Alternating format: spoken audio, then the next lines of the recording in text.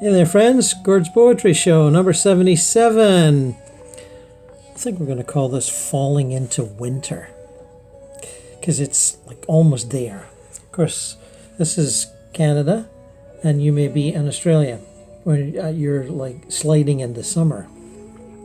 Well, we're falling into winter bit by bit. Not quite there yet, but it won't be long.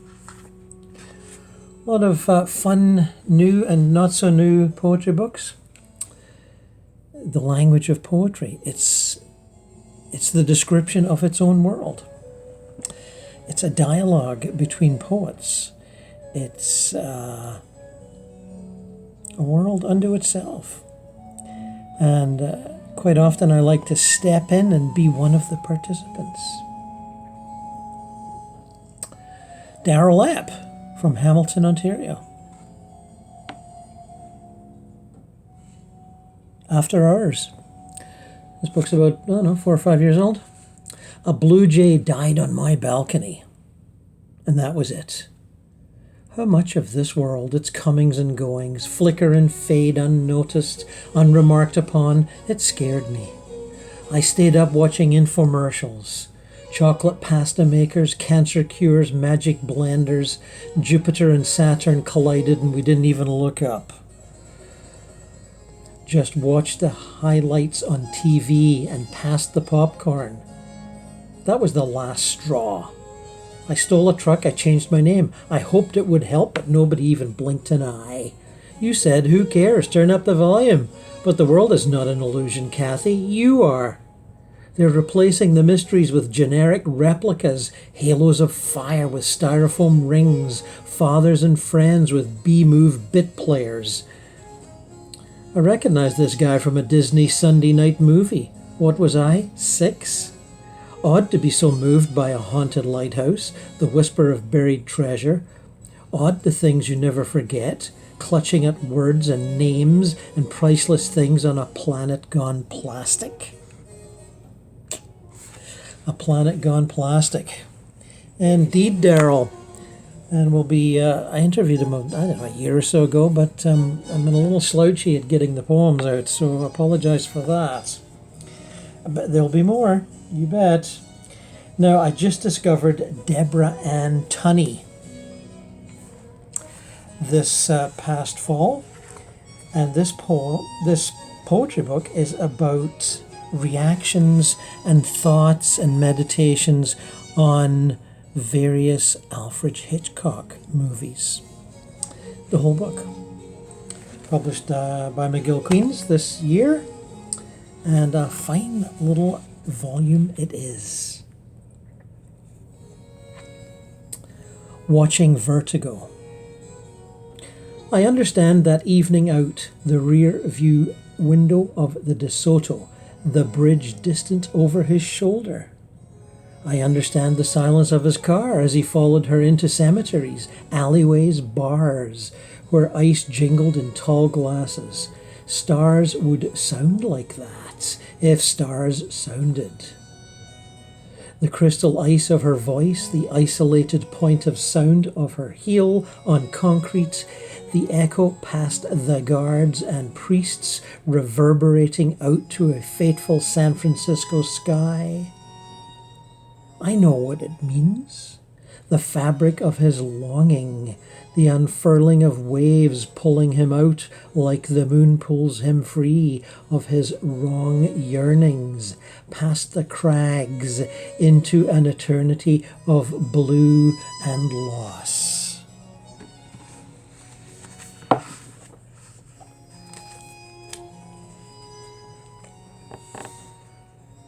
Tippy and Suzanne, The Birds, 1965. You got something right in that scene. The tone of conspiracy, the lean to understand, the volley of sympathy. They could be friends in another setting. This blonde and brunette on either side of the room, on either side of your desire. You used the resignation of Annie, the privilege of Melanie as ideals and let them peck out their place on the high wire. After the phone call, the knock of that bird's death, the perfect profiles that turn to the full moon, luxuriate in its light and promise that moves out beyond the dusty road, spirals high above the bay's restless waves.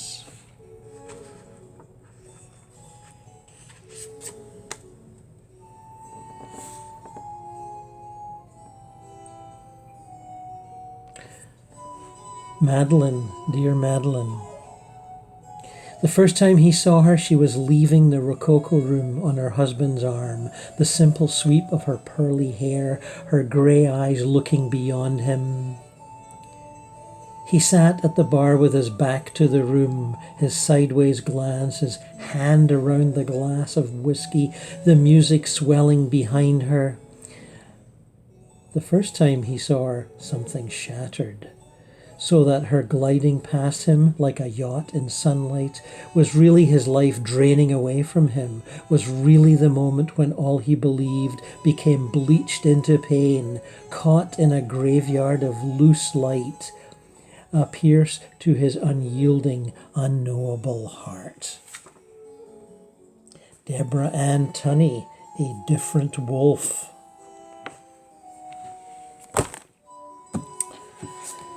Ian Williams. Apparently he was the winner of the Scotiabank Giller Prize, and I'm sure he deserved every last inch of it. This is published by Coach House, so you can imagine it's a little on the experimental side. Lines printed vertically and horizontally, and all kinds of funny stuff at the edge of the page. But, you know, that's Coach House. They've got to show how different they are. And they are different. Hair is Choking the Drain by Ian Williams. Someone should clean it, the drain in the tub and the drain in the sink, with a hairpin or a paperclip or a finger. Not it. Clean them.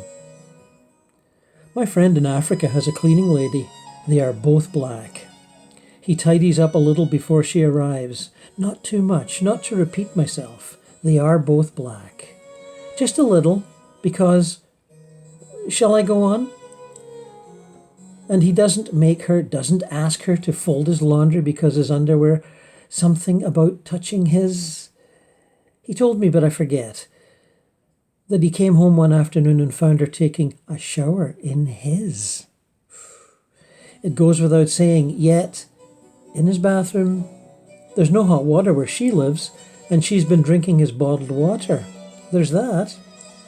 So anyway, so now there are plot developing tensions between them that can't be addressed because she's, you know, and some of the hair in the drain could be hers. Well then, what do you think of that? On the use of you. Am I using you incorrectly? Unstressed, stressed? Have I been, using you to mean me? You have. I think you must think I'm you. Thank you. I am flattered. I've read my Whitman. Contain multitudes and all that jazz. Real cool. Not always. Contrary to what you think. What I think you think. Correction. I am sometimes just objection myself sustained. As in all this right here. All this baby. Not always. The Times regrets the error. Times regret. I'm home about 8. You're shooting pool at Vanity Fair for the geometrics, the eurythmics. Just me and my radio. Some of them want to misuse you. Some of them want to be excused. Ever wanted to throw yourself into a volcano? No, no, no, on the mercy of the court. Cry out in your best Blanche drawl. Your Honour, in my defence, I am but a simple pilgrim. I'm been confusing us all our lives. You mean lives just now? No, I think I meant life. Progress, pilgrim. Now do I see myself in an error? Did I not shepherds the bid us beware of the flatterers? I'm losing you, aren't I? Losing you, aren't I? Aren't I? I don't mean the following Marxy or Maoli, only grammatically, okay? Argumentative, Your Honour. People are not persons or individuals. Hearsay, my honor. In that case, I mean, there is no such thing as persons. Thank you, Ian Williams. Winner of my confusion, but a very pleasant one at that. All right. Labyrinth of Green, Poems and Photographs by Diana Hayes. Quite lovely photographs. Don't know if you can really make them out here, but oh, here's my favorite. Can you see the train and the ice and the platform? It's much better than what I'm showing you. It just gives you an example of the fine photography in this book. There's a more conventional shot for you. But no question, lovely nature poetry, lovely nature photographs, a perfect little Christmas gift if you ask me. Let's see if you can see this one. There's that. Not too bad, eh? And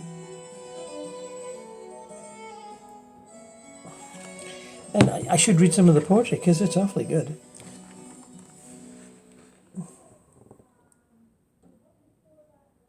The Hum, Lament for Silence.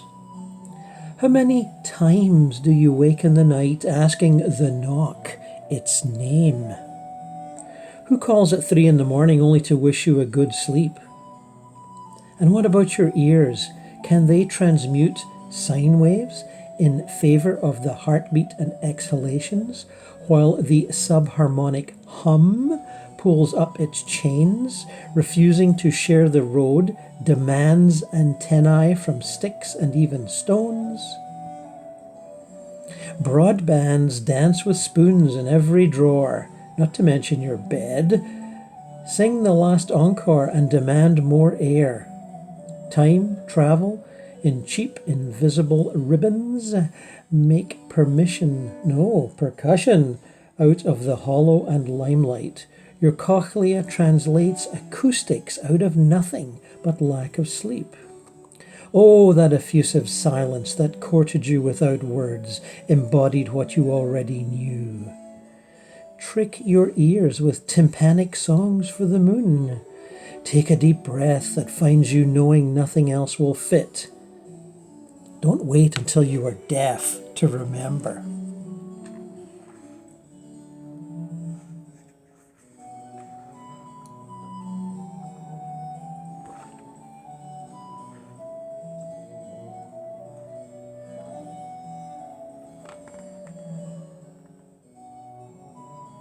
There's a long poem called Like a Shadow Through My Pen.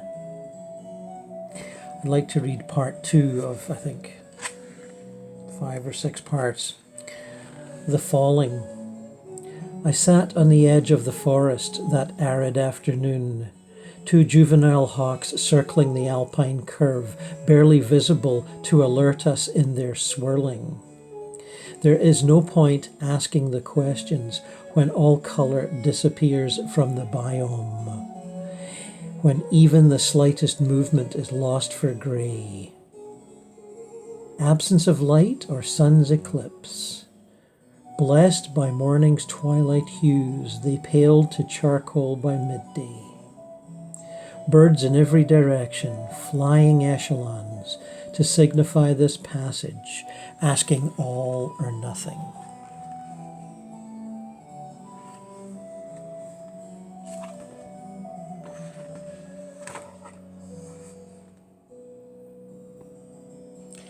These little deaths. Not far beyond the garden fence, I stop short of a darting hare. Ravens raucous in the canopy, salal spattered white below the nest. A parent hollers without mercy, the tree branch cracks, head whacking, feathers flared. The fledgling, now visible, rustles the ground with an injured gait. Was it the fall of first flight, a bruised wing to flee the silent predator? The young bird vanishes, black cloak and tangled brush, trembling ground cover with one visible wing. Late that night I wander the green path. Omnivorous eyes, raccoon-masked, stare back through grand fir and hemlock. Shrill, the rasping calls still penetrate. Raven's chorus strikes grief by the neck. The forest a dark audience.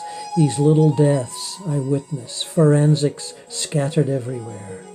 The ribs of last year's kill from a porous wheel settle into the earth's loam.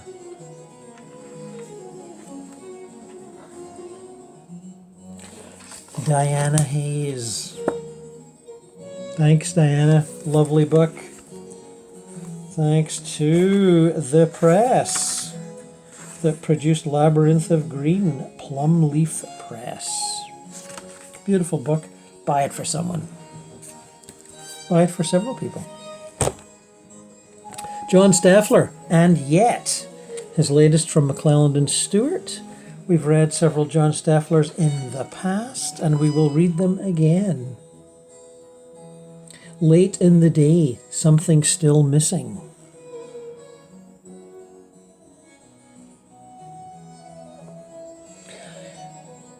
A starling flock careens across the cloud face like a ragged black dog escaping from bees.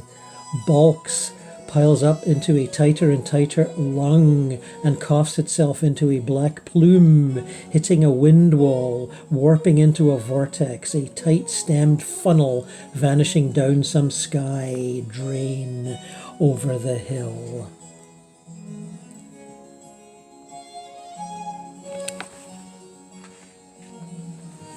Behind you. Sometimes while waking up it's clear what the beads slide on. You could say being human, but it's nothing you own, not even things your parents told you. It's inside that, beyond the ear's grasp. Speak with a calm face to friends and fellow workers while you're planning what to pack. Buy tickets in different names for different destinations, only one of which you use. Whatever attracts you, go the other way. Into alleys, into darkness, into water, into silence, into hardness, into tightness, into what falls through. Not human, not witness, not logosphere. It's what's still behind you when you turn around. I like that, John. Anyway, lots more good stuff here. We'll get back to that another time. As usual, we're pinched for time. Isn't the world just pinched for time?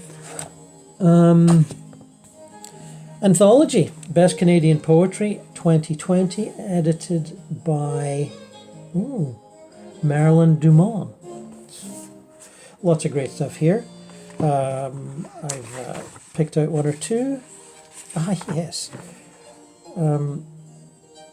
3 for 1 by Margaret Christakos from the Malahat Review. Where birds sleep is mysterious. They all text you at 2 a.m. saying, I'm crashing at Solomon's, Katie's, Nick's. But you never know for sure. You sit up till 4 a.m., your red pen doodling in the margins of the Safeway flyer. Numerous bird parts are on sale. Saturday morning grey crasher, 3 for 1.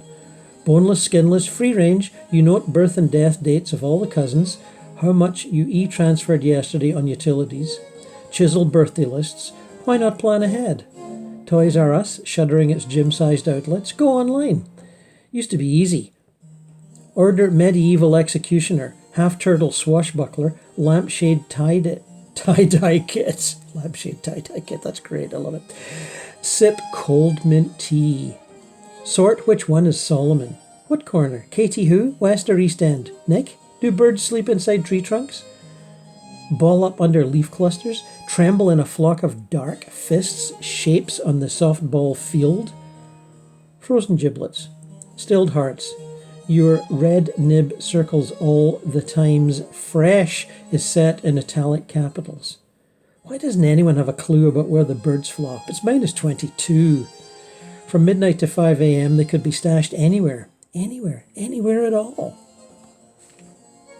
Of course, there's many poets in this book, and we will get back to it. Just a little sample. Another good Christmas gift. Best Canadian Poetry 2020, published by Biblioasis, a fine press indeed. Where are we now? Oh yes, Laurence Hutchman has produced his collected poems, 1968 to 2020, Swimming Towards the Sun. And doesn't he look like a happy camper? I would if I'd published this book, let me tell you. It's a fabulous collection. And, there's a lot of good stuff in here. Great lyrics. And I think we'll only have time for one today, but we'll be doing more. Oh, yes, we will. There are days like today when all I want is rain. Rain, the rich paradox, has a misty clarity continually transforming light and shape. Rain makes me feel the presence of that light. In this darkening twilight, riding the shuttle bus, I am in love with all the rainy days, ambiguous and naked like forgotten lovers. Words breathe upon the window pane. I can just make out the chaotic traffic, the work camps, the spaceway, the Christmas tree. Picasso's and the erotic floor show in the heavens. And there in the clouds floats an orange bar, a de Kooning. In the moist suspension I spin on through the rain, the swimmer as he breaks the waves. In tangible silence, I glide through the twilight trajectory toward the dark, comfortable place I call home.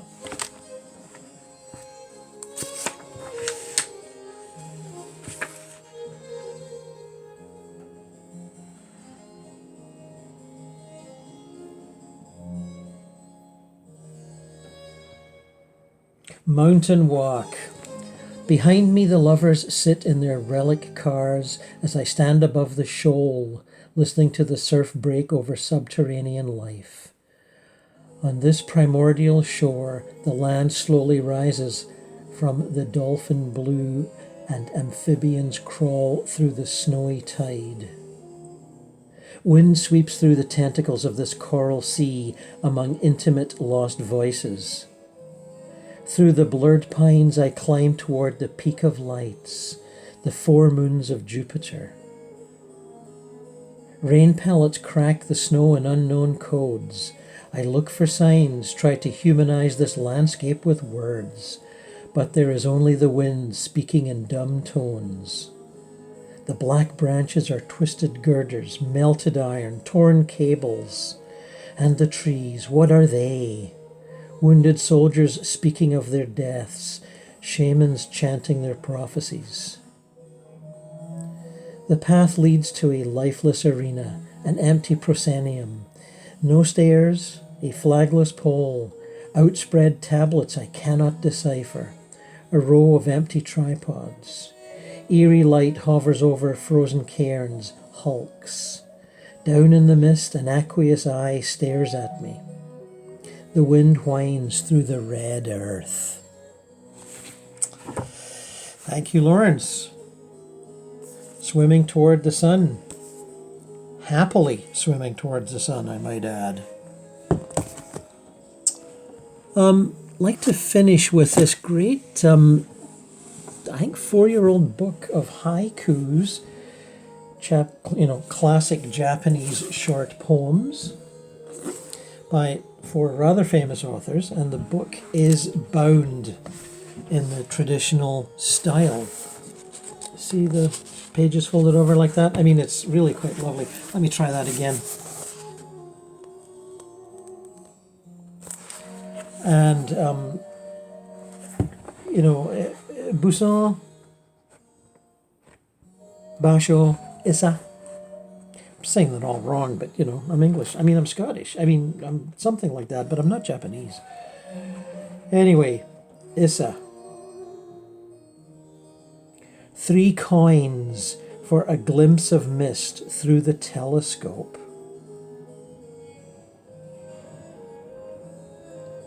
Diminished with age, unable to break kindling over my knee. Spilling from the sleeves of the village child, cherry petals. Clinging to the rear wall, even the snow is desperate.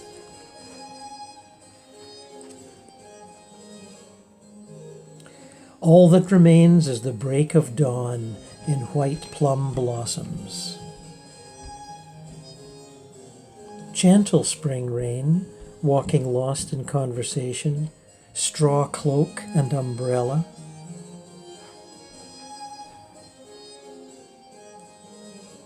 The one I yearn to meet, a footfall in the distance, fallen leaves.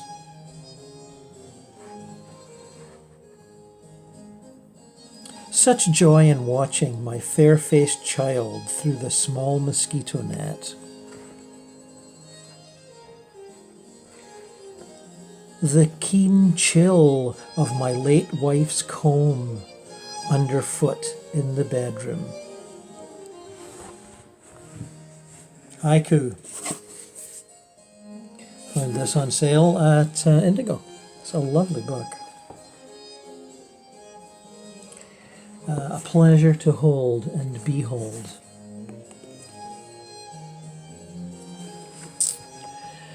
And so, my friends, we come to the end of this 27-minute bit of memory on this computer. And I will talk to you again soon. Gord's Poetry Show. All things poetry are great.